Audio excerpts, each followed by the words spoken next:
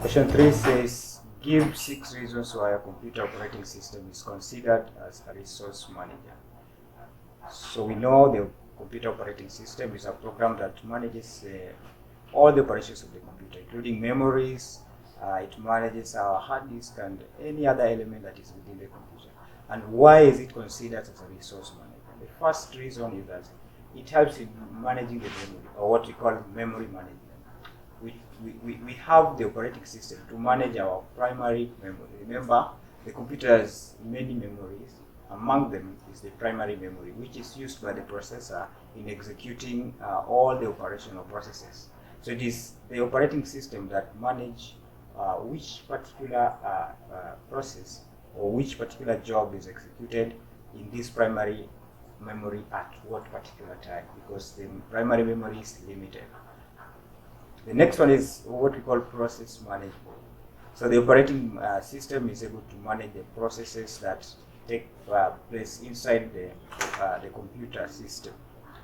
We say that the processes are so many. Remember, we are talking about a multi-programming environment where the computer is using is processing a lot of processes at the same time. So it is the operating system that is able to control which particular process is executed at which particular time. And also we have what we call the device management. So the devices are so many in the computer. We have input devices, the output devices. So it is the operating system that allocates these devices to particular processes and is able to trace which particular process is using a particular device for how long, and is able to assign these devices when they are done with to another process. Again, we have what we call file management. Remember, the data or information is stored in a computer in terms of what we call directories. So these directories are stored in a particular place within a computer. So it is the operating system that it is the one that is able to manage the location or the path in which this information is stored. So this we say that these files are to be stored in a particular region. It could be on the desktop or some places within this location in a computer. Again, we have what we call job management. So the jobs are these processes that are not yet in the processor. They are to be executed, but maybe they're in some queues. They are waiting for their time so that they can get the processor time so that they are processed. So these jobs outside the processor in a queue are managed. They are managed by the operating system. So all these reasons make us believe or make us consider a computer operating system as a resource manager. So that's the first question, number A. Question number B says, give ways to protect data in a computer device to prevent data loss or data breach. So most often we could use our computers, we could use our electronic devices due to theft, or maybe just maybe some carelessness and we lose them. But we must ensure that we do not lose the data within them. Remember, they have the data stored inside these devices. So how do we ensure, or how would we prevent this data from being accessed by unauthorized people? This is what we call data breach. The first thing that we could do is we could back up our data. So if you back up your data, backing up just simply means that you have another location, a separate location to store your data, so that if in case you lose a particular gadget, maybe you lose your computer, then you have another place, you have an alternative place to get your data from. So mostly we use cloud computing as a way of backing up our data. We could also do what we call encrypting your hard drive. So your hard drive could be encrypted in such a way that anybody who have access to this hard drive, remember this hard drive is having a big location where we could store our data. So anybody who come across this hard drive, they cannot use it because they are encrypted, or the data is stored in a particular manner that is not understandable unless they are decrypted.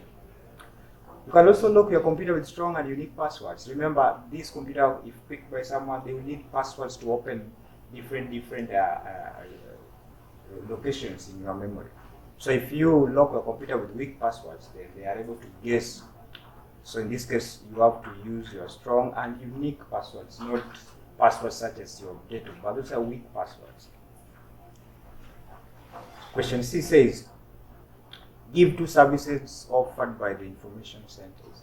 So we all know the information centers. These are centers that are used to help computer users which are always using these computers, but they could be having challenges, they could be having common problems. So there is one center that might be established by ICT department that helps the users or end users to solve these problems. The first service that is offered by this information center is what we call network security.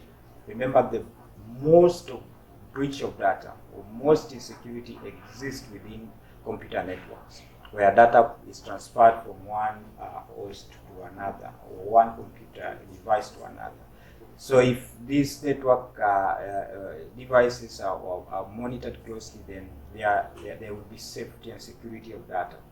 The second one is what we call backup solutions. They are able to help the end users to back up their data in alternative locations, maybe at a fee, so that wherever they lose their data or wherever their data is compromised, then they are able to retrieve or to get the integral data from these backed up locations. The services. The third service that is also offered here is monitoring.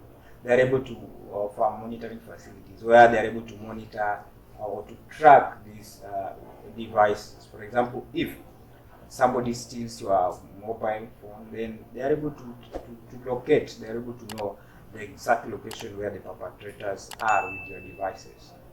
So those are services that are offered by information centers. Again, now question D, the last question in this, the last part of this question says, give 2 challenges of using computerized accounting software in an organization. So computerized accounting softwares are softwares that are used to aid in accounting services. And like using the spreadsheet software, sometimes would be cumbersome, or today we probably don't use hard copy or the T accounts. There are softwares that have been developed to solve these problems to us. But they come, for an example of a computerized accounting software is QuickBook, Sage. Those ones are accounting softwares. But they also come with lots of challenges. Among the challenges are what we call technical issues, because they are softwares. They could sometimes they could crash, or they could just develop technical hitches that may make your work difficult as an accountant using these softwares. Again, they have what we call potential fraud. Another person, or let's say perpetrators or people who have ill motives, could just come and just ensure that this thing is not working, or they could use this as a breach to perpetrate a crime financially within an organization. So there are potential points where fraud happens within an organization. So those are challenges that that we encounter when using this computerized software. Again, you could also talk about the price, because they don't come free. They come with a lot of price. So some of them are quite expensive, and also they need close monitoring. They also need expertise, because not every Dick, Tom, and Harry are able to use this computerized accounting software. So they need some bit of training, and they also not cheap, so they're costly. They can bring technical issues, and also they have what we call the potential fraud.